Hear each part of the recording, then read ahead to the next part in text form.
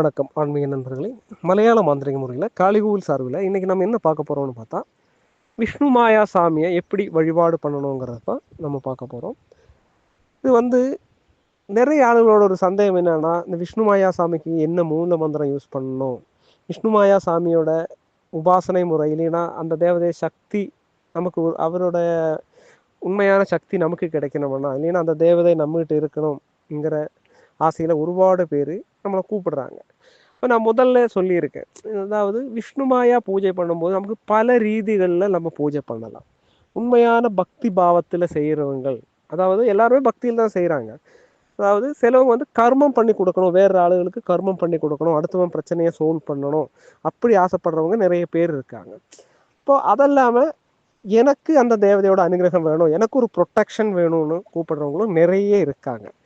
அப்போ இந்த தேவதையோட வழிபாடுன்னா கர்ம பாவம் வேற ஆளுக்கு பூஜை செய்து கொடுத்து அவங்க காரியம் சரியாக்கணும்னா இந்த தேவதையோட சக்தி அவ்வளோ பவராக நமக்கு இருக்கணும்.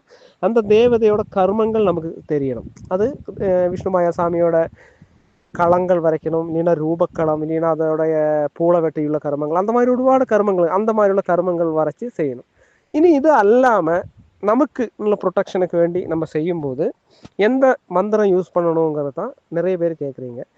இதுக்கு மூல மந்திரம் இருக்கு, தியானம் இருக்கு, அதே மாதிரி அதை வர்ணிக்கிற விஷ்ணுமாயா சாமியை வர்ணிக்கிற மந்திரங்கள் எல்லாமே இருக்கு. அப்போ இதெல்லாம் காணாம படிச்சு சொல்றவங்களுக்கு சிலவங்களுக்கு அது முடியாது. எப்படி ஜெபம் பண்றது, இப்போ சேலேறும் புன்கிரீடம் மகரபடி வேடும் குண்டலம் அந்த மாதிரி எல்லாம் அப்படி தியானமா அப்படியெல்லாம் சொல்றதுக்கெல்லாம் சிலவங்களுக்கு முடியாது. அப்போ நீங்க அப்படி உள்ள ஆளுகளுக்கு 100% உங்களுக்கு அந்த தேவதையோட சக்தி, அந்த தேவதையோட அனுகிரகம் நமக்கு கிடைக்கணும்னா, நீங்கள் உங்கள் கையில் இருக்கக்கூடிய நிவேத்தியங்கள் அவிழ், மலர், கல்கண்டு, தேன், சக்கரை பொங்கல், அடை, அந்த உங்களுக்கு என்ன முடியுமோ அதை வச்சு ஓம் விஷ்ணுமாயே நமான்னு மட்டும் நீங்கள் சொன்னால் போதும்.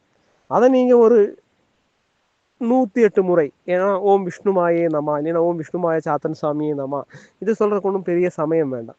இதை நீங்கள் நம்பிக்கையாக செய்தீங்கனாலே அந்த தேவதையோட அனுகிரகம் கிடைக்கும். அது ஒரு நாள் அல்ல, நீங்கள் கண்டினியூவாக என்னைக்கும் காலையில் நீங்கள் ஜெபம் பண்ணுறதோ இல்லைன்னா சாயந்தரம் உங்களுக்கு எப்போ முடியுதோ அப்போ ஜெபம் பண்ணுறது, அது மட்டும் நீங்கள் செய்து வந்தால் மாதிரி.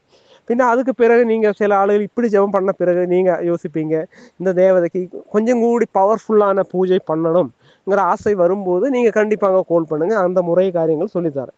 உங்களுக்கு விஷ்ணுமாயோட அனுகிரகம் கிடைக்கணும்னா கண்டிப்பாக ஓம் விஷ்ணுமாய சாமியே நாமா, ஓம் விஷ்ணுமாய சாத்தன சாமியேங்கிறத மட்டும் நீங்கள் உங்களோட அர்ப்பண பாவத்தோடு கூடி அந்த தேவதையை மனசில் நல்லா ப்ரே பண்ணி அந்த தேவதையை ரொம்ப பிடிச்சு, அதாவது நல்ல பயபக்தியாக நீங்கள் இந்த மந்திரம் சொன்னீங்கன்னா அந்த தேவதையோட அனுகிரகம் உங்களுக்கு கண்டிப்பாக கிடைக்கும். ஏன்னா நீங்கள் இதுக்கு வேண்டி நிறைய ஆளுகிட்ட போய் காசு கொடுத்து, எனக்கு தெரியுது தான், நிறைய பேர் இந்த சிலையை கொண்டு வருவாங்க, சாமி அங்கே போய் 20,000 ரூபா கொடுத்து வாங்கினா இதை கொண்டு வந்த பின்ன ஒரு இதுவும் இல்லை அப்படி சொல்லுவாங்க.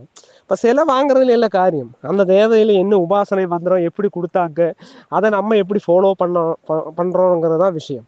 அப்போ நீங்கள் பக்தி மார்க்கத்தில் இந்த விஷ்ணுமாய சாமியோட மந்திரமும் விஷ்ணுமாயே நம்ம மட்டும். இனி இப்போ உங்களுக்கு நீங்கள் நினைக்கிறீங்க எங்களுக்கு கொஞ்சம் கூட பெருசாக பண்ணோன்னா நீங்கள் கூப்பிடுங்க, என்னால் ஹெல்ப் பண்ண முடியும், கண்டிப்பாக ஹெல்ப் பண்ணுறேன். ஆனால் இந்த ஒரு மந்திரத்துக்கு நல்ல பவர் இருக்குது.